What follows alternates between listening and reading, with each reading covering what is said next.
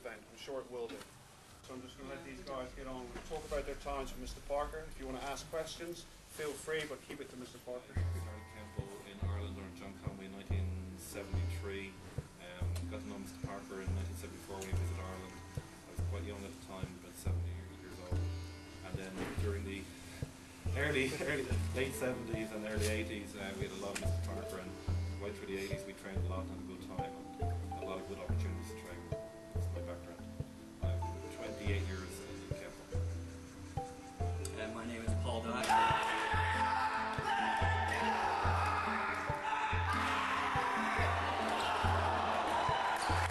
1972.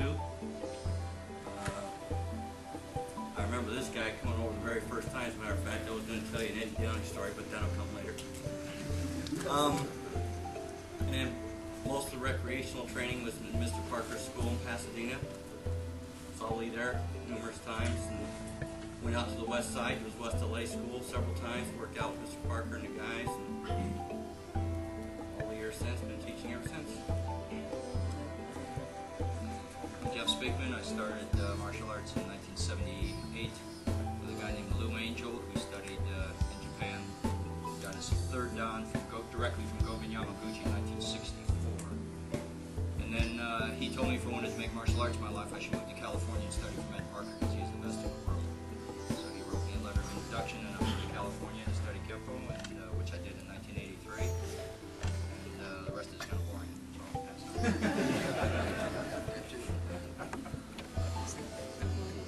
My name's Wedlake. I'm from Fort Myers, Florida. I've been involved in martial arts since 1903, and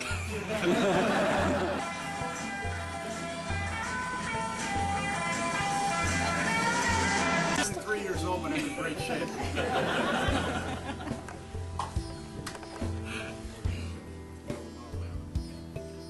I forgot.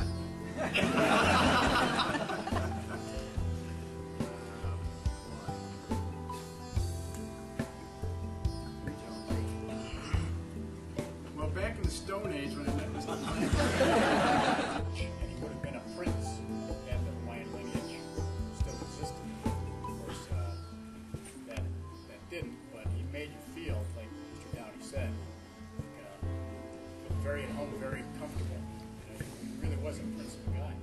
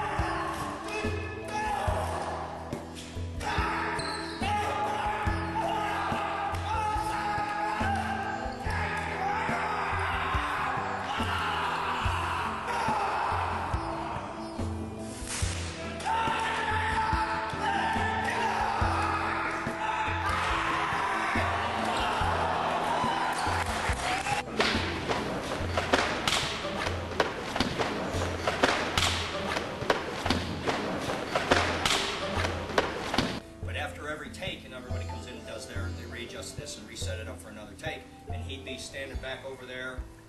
Okay, well, I want to jump back to the last question first. What was the last question? Everyone gives martial arts memories. I think once for a Chinese meal here in Plymouth, Mr. Parker was over teaching, and Mr. Parker liked his food. And if anyone beat Chinese food in America, you know, it's probably not too expensive to eat, etc. But the way that we had a nasty waiter, and Mr. Parker he didn't get, you know, when in Chinese restaurants here in Europe, you order chicken curry, you get chicken curry, and then you order fried rice, and you get fried rice. And the order was about 16 of us, so Mr. Parker, his order wasn't coming. Now in America, you have this big circular thing, you throw it around, everyone has a piece. He was very hungry. And everyone else was getting served, and he wasn't getting served.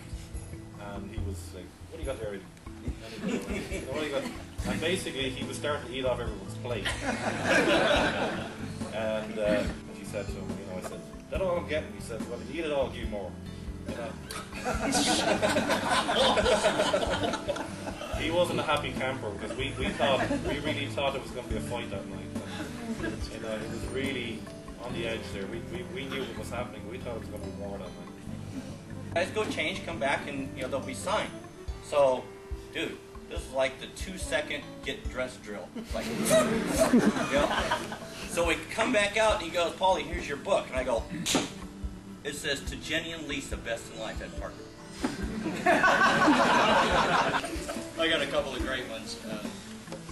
One is goes back to the Ed Parker eating stuff. I mean, if you don't know what we're talking about, there's no way to explain it because it was a unique experience to have lunch with him, especially at a big place and like either Lebanese food or Middle Eastern food or Chinese food or something. Boy, it was really a different. Like the waiter would come and pick his plate when he's done eating. There'd be a big ring of food on the table because he's always chasing it off the corner of the plate and eating from here and eating from there.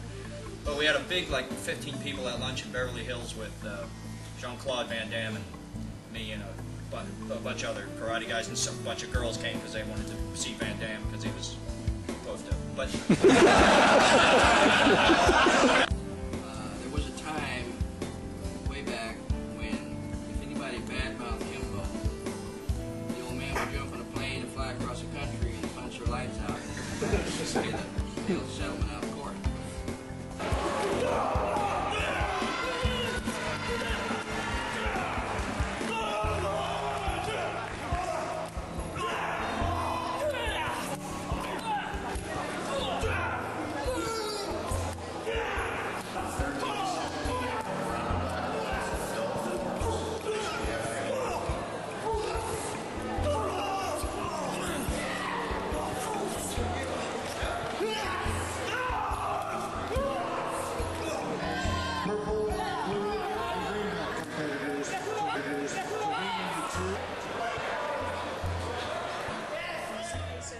If I don't go to Kenpo with him, I'll never see him. So, you know, if you can.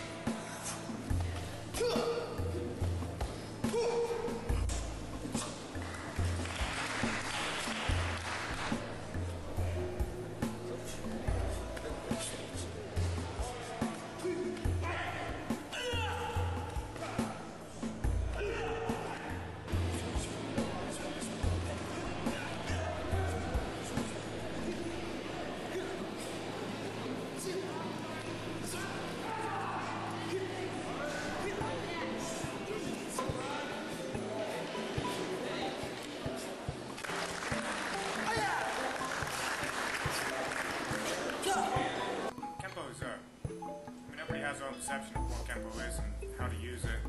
I mean, to say it's one thing or another thing would be, you know, one person's going to say, well, it's not that, it's this, or whatever.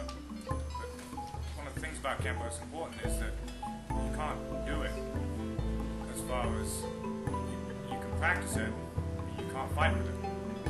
Because if you did, nobody would be here today. If you were just training, fighting in your clubs, doing Kenpo, there'll be nobody here because your throats will be chopped and your eyes will be ripped out. You have no knees. So, there's one breath.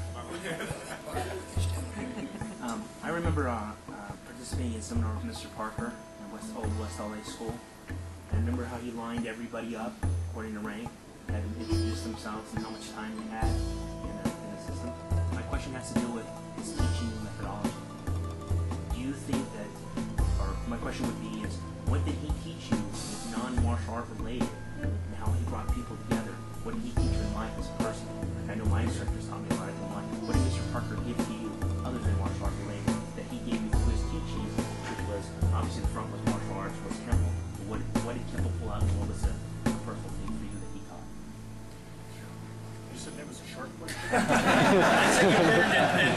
that would be it. Good one. Yes. I've trained in Kenpo for 17 years, and one thing that these systems don't have is Kenpo.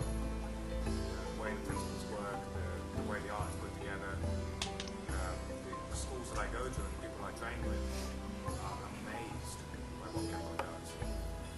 May I ask just one last question? I think we need. He said, you need to embrace them. He didn't just mean himself, because I had already embraced him. He said, you need to embrace the true warriors of Kenpo. And you'll learn from them. And then you'll bridge that gap. And when you do that, you need to look to other people so that you can share the same with them. And we won't lose that. What he said he feared the most at that time. So look for people like Martin with loyalty and dedication, intelligence, attitude that he wants to share. That's not what he said last night. It's proportional to the amount of beer. Sir, how much do you owe Martin? And all the kids and the adults that step out in front of me, I appreciate every single one. Obviously there's winners and the ones that don't. That really doesn't matter, because you always have the ones that will never try. They'll never come out. They'll never take that risk. They won't do it. I don't want to get embarrassed, so I won't compete. So for all the ones that are still here that did compete, that's y'all.